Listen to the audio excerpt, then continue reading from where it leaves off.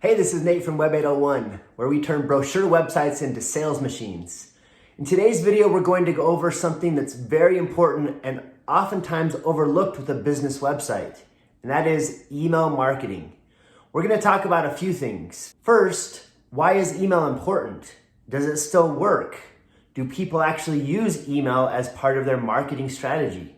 We're also going to go through a step-by-step guide on how to set up a process on your WordPress website to capture leads and put them into an email autoresponder. In this case, we're going to talk about MailChimp.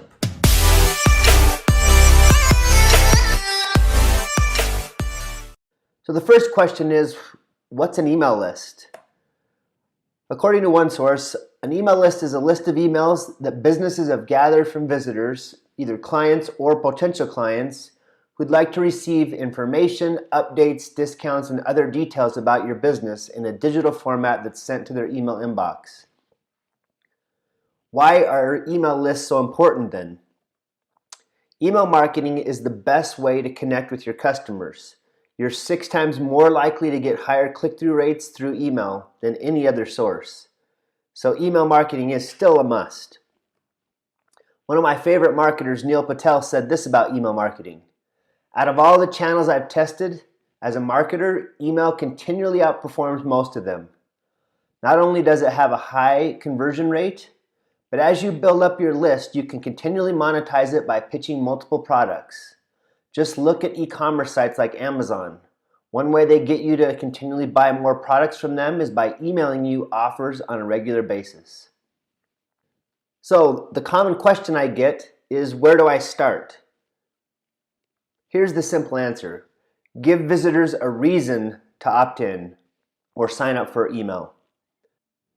Giving visitors a reason to opt in starts with an easy call to action or CTA. Because if you're not inviting visitors to do something on your website, you're completely missing the mark.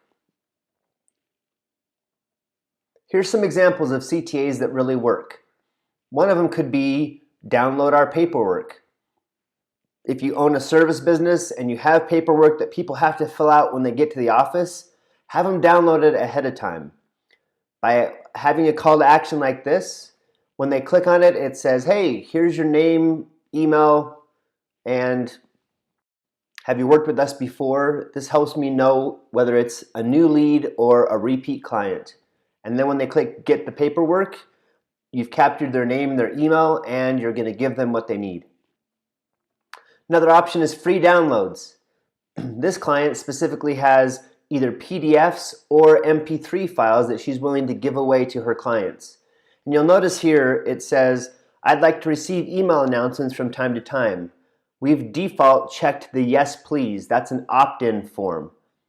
So that can be helpful. When they click on it, this is the form that pops up. Again, it has name, email, and then again that I'd like to receive email announcements from time to time with the yes please already checked. Another option is reservations and scheduling. This client has reserve a seat, and when they click on that, it has a 2-step form where it captures information about when they want to come to the location, and then it asks for their name, email, phone number, and any other questions.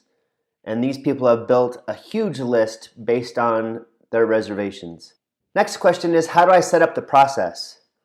It starts with Gravity Forms and MailChimp for my clients. And now I'm going to show you a step-by-step process I've done with a client currently. All right, so we're on Web 801. We're going to go to Forms and then down to Add-ons, and I'll click on Add-ons. And then I'll get to the Gravity Forms add-ons. I'll scroll down and I'm looking for MailChimp.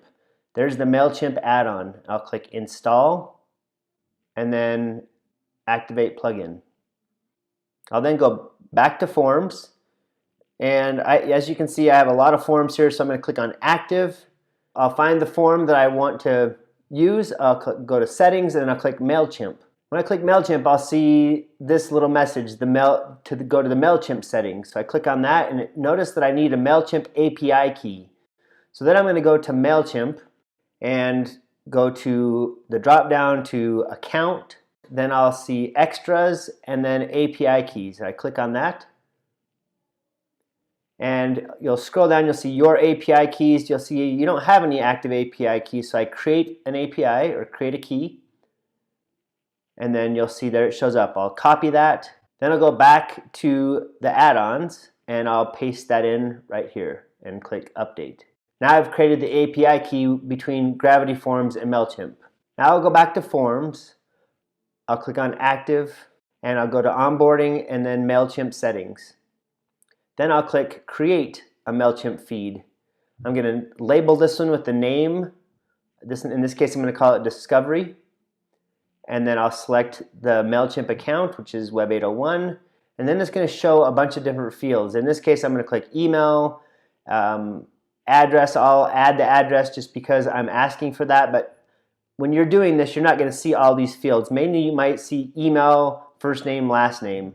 But you'll see I'm going through all these. I'm getting the name, the first name, last name. I'm getting the business name, which is in this case the company name, and then the phone number. You'll also see this option for double opt-in. So I usually uncheck that. You'll also see a little place for tags there. I'm going to type in Discovery. So then I'll go to MailChimp and I'll go to Audience.